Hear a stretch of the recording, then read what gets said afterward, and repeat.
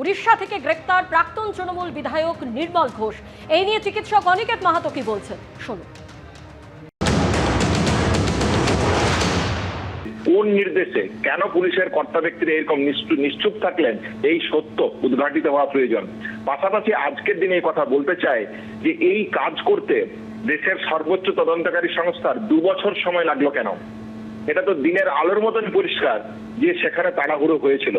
তাহলে শুধুমাত্র অ্যারেস্ট একটা ঘটনাকে ধামাচাপা দেওয়ার জন্যই যদি নতুন করে আবার 2 বছর পরে এই অ্যারেস্ট হয়, তাহলে অত্যন্ত লজ্জার এবং অবমাননার হবে।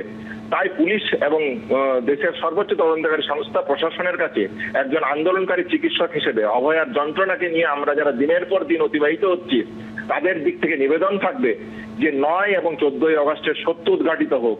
কার নির্দেশে, কেন এই ধরনের কাজ হয়েছিল, কি মোটিভ ছিল, এই সমস্ত কিছু উদ্ঘাটিত হওয়া প্রয়োজন বলে, অতি দ্রুততার সাথে প্রয়োজন বলে মনে করি।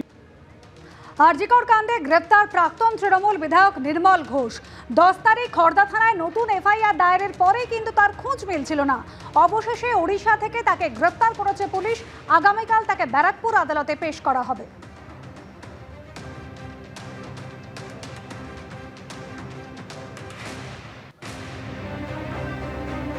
মুখ্যমন্ত্রী শুভেন্দু অধিকারী কড়া বার্তা দিয়েছিলেন, তারপরে নতুন করে এফআইআর দায়ের করা হয় অভয়ার পরিবারের তরফ থেকে। তাদের তরফ থেকে বারবার করে অভিযোগ করা হয়েছিল প্রমাণ লোপাটের জন্যই তাদের মেয়ের দেহ তড়িঘড়ি সৎকার করা হয়। এফআইআর দায়ের হয়েছিল সোমবার, তার 3 দিনের মধ্যেই গ্রেপ্তার নির্মল ঘোষ।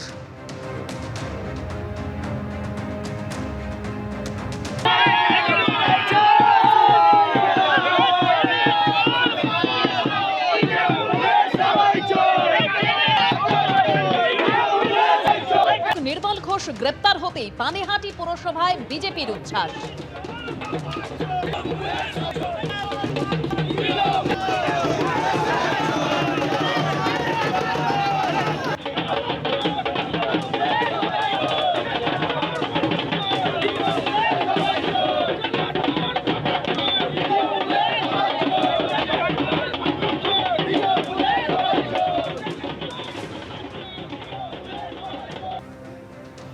মুখ্যমন্ত্রীর কড়া বার্তা, তারপরেই নতুন করে এফআইআর দায়ের। আর এফআইআর দায়েরের 3 দিনের মাথায় ওড়িশা থেকে গ্রেপ্তার করা হলো প্রাক্তন তৃণমূল বিধায়ক নির্মল ঘোষকে।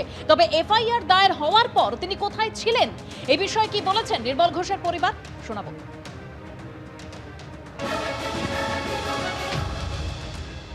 বাবা আমাদের সাথে কোনো কন্ট্যাক্ট করেননি। তিনি কোথায় গেছিলেন, মানে বাড়ি থেকে বেরিয়ে গেছেন যেদিন, অনেকদিন আগেই, বহুদিন ধরেই উনি বাড়িতে নেই। কিন্তু কোথায় গেছিলেন সেটা আমাদেরকে জানানো হয়নি। উনি কি একাই গেছিলেন? উনি একাই গেছেন, বাড়িতে সবাই বাড়ির লোকরা আমরা রয়েছি। উড়িষ্যা থেকে তাকে গ্রেপ্তার করে নিয়ে আসছে পুলিশ জানা যাচ্ছে। আমরাও আপনাদের মাধ্যমেই জেনেছি, মানে বললাম তো ওনার সাথে আমাদের কোনো রকম কন্ট্যাক্টই হয়নি যে আমরা আপনাকে বলতে পারবো কিছু। পুলিশের কাজ করবেন, প্রশাসনের মতন এগোচ্ছে। মুখ্যমন্ত্রীর উপর ভরসা রাখছি আমরাও, যে ওনার বয়স হয়েছে, উনি অসুস্থ একজন মানুষ, এবার উনিও সমস্তটাই খতিয়ে দেখবে, আশা করি পুলিশও খতিয়ে দেখবে। মুখ্যমন্ত্রী স্পষ্টত আমরা দেখেছিলাম, তিনি বলেছেন যে তিনি সম্পূর্ণ কমিটেড এবং অভয়ার বিচারের জন্য মানুষ তাদের পাশে থেকেছিল এবং তিনি পাশে। আমরাও তো কখনো বলিনি যে পাশে নেই, বা বাবাও তো কখনো বলেননি যে পাশে নেই। যতবার তাকে ডাকা হয়েছে, যেখানে ডাকা হয়েছে উনি সবসময় প্রেজেন্ট থেকেছেন। এবার এখনও উনি কোঅপারেট করবেন আশা করি। এবার উনি অসুস্থ একজন লোক, তো বয়সও অনেকটা ওনার 80, তো আমরাও ভরসা রাখছি, প্রশাসনের উপর ভরসা আমাদের রাখতেই হবে। সেদিনকে কি হয়েছিল? তাড়াহুড়োর অভিযোগ তোলা হচ্ছে পরিবারের তরফ থেকে বারবার। এক্স্যাক্টলি ওই যে বললাম, আমরা প্রেজেন্ট ছিলাম না, বলতে পারবো না সেদিন এক্স্যাক্ট মানে কী হয়েছিল। বাবার সাথে তো ভাবে কখনো ক্লিয়ারলি কথা বলা হয়নি যে কী হয়েছিল বলো। বাবা নিজে থেকেই কি আপনার, মানে নির্মল বাবু কি নিজে থেকেই গিয়েছিলেন, নাকি তাকে কেউ যেতে বলেছিল, কোনো ফোন এসেছিল এরকম কিছু? তাকে তো আমরা কোয়ারি করতে পারি না। কিন্তু এই বিষয় নিয়ে কোনো আলোচনাও করেননি আপনারা? না, কখনো তাকে আমরা কোনো তার কাজের বিষয় নিয়ে কখনো আমরা কোয়ারি করিনি।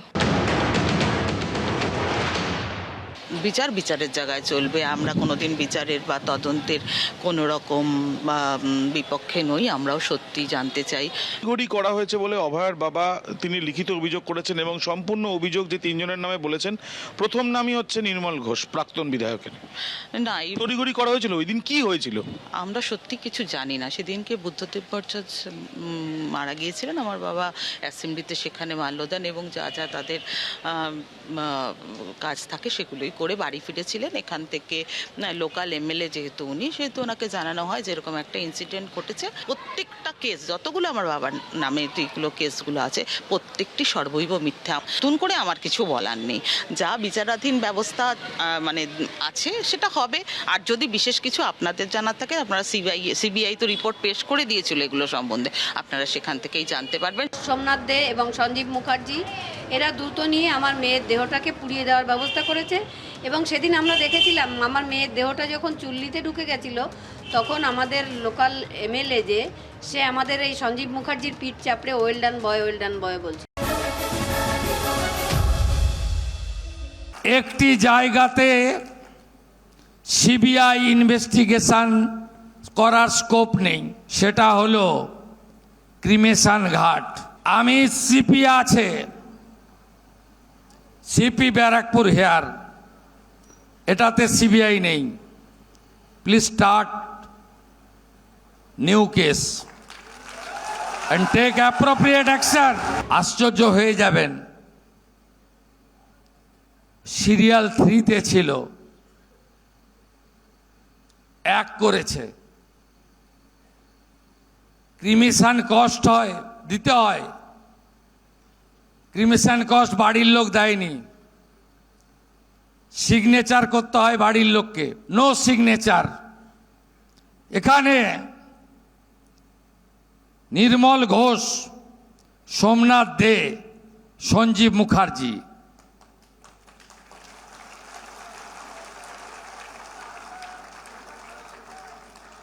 এই 3 জন এই কাণ্ড করেছেন। আমি সিপি আছে, সিপি ব্যারাকপুর হেয়ার, এটাতে সিবিআই নেই। Please start new case and take appropriate action.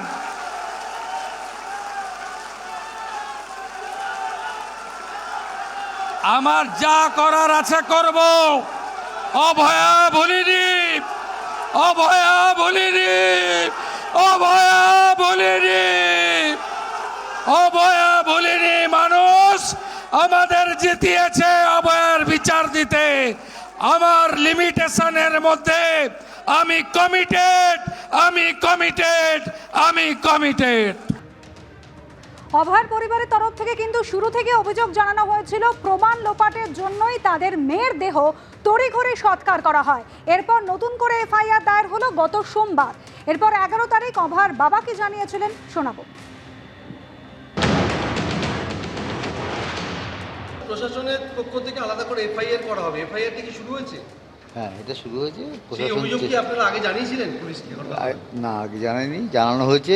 Police স্বতঃপ্রণোদিতভাবে মামলা করে ব্যাপারটা চেষ্টা করছে ব্যাপারটাকে। আজকে আপনারা থানায় গেলেন, নতুন আইসির সাথে কি কথা হলো? এলাকার বিভিন্ন ঘটনা নিয়ে কথা হয়েছে, বিভিন্ন এলাকায় শান্তি শৃঙ্খলা। নির্মল ঘোষ, সোমনাথ দে আর হ্যাঁ, সে তো মুখ্যমন্ত্রী নিজে প্রকাশ্যে বলে গেছেন, বলেছেন এই ব্যাপারটা দেখতে।